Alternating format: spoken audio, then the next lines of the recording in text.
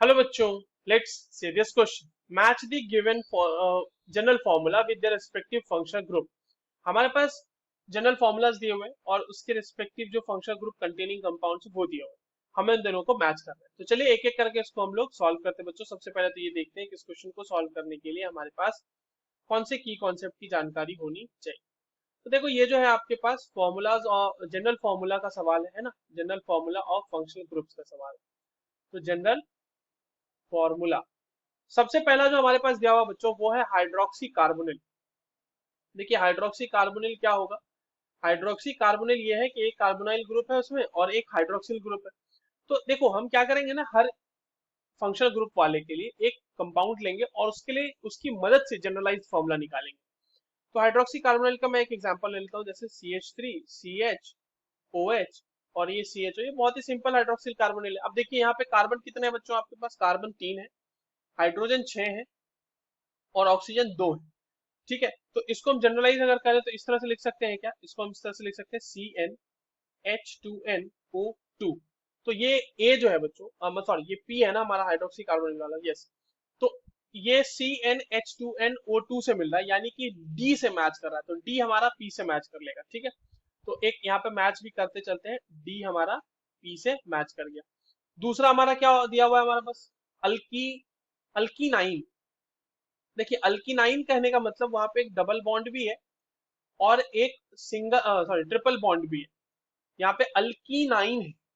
ठीक है, इसको आप इस तरह से समझ सकते हो, अल्कीन प्लस आइन। ठीक है, तो एक एग्जांपल ले लेते हैं इसका भी।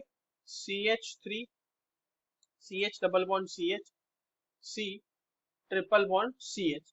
देखिए ये क्या हो जाएगा आपके पास बच्चों, ये आ जाएगा जैसे C5 है और H हमारे पास 6 है, 6 हाइड्रोजन है, कार्बन हमारे पास 5 है।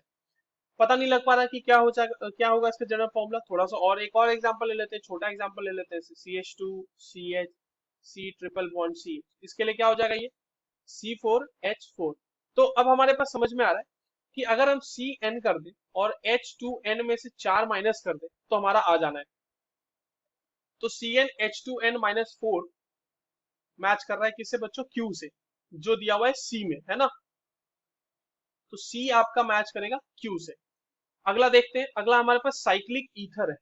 साइक्लिक ईथर का एक बहुत ही सिंपल सा एग्जांपल ले लेते हैं। अब ये कौन सा है, क्यू के बाद ये आर है ना हमारा, ये साइक्लिक ईथर हमारा आर है। तो साइक्लिक ईथर क्या हो जाएगा बच्चों, जैसे आप इसमें ले लो इस तरह से, ये आपका एक साइक्लिक ईथर हो गया, है ना। अब देखो यहाँ पर CH2, ये आपका CH2 है। अगर आप हर पोजीशन को देखना चाहो, ये आपका CH2 है, ये भी CH2 है और ये भी CH2 है।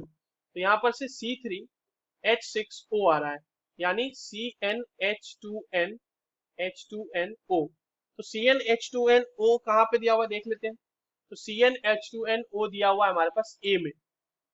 तो हमारा जो R है वो A से मैच कर रहा है। ठीक है, A मैच कर रहा है हमारा R से, ए मैच करेगा आर से। और लास्ट हमारा अब क्या बच गया बच्चों, सी एक हमारा बच गया है अल्काडाइन।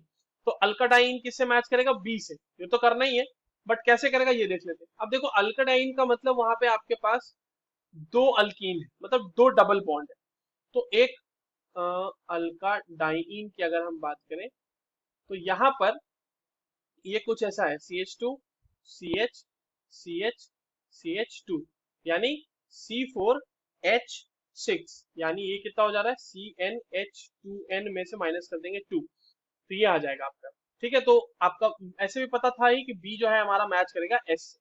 तो देख लेते हैं ये कॉम्बिनेशन कहाँ है, ए के साथ आर मैच कर रहा है, बी के साथ एच, सी के साथ क्यू और डी के साथ P. So that the correct answer is given in the option D. I hope you understood this well, all the very best.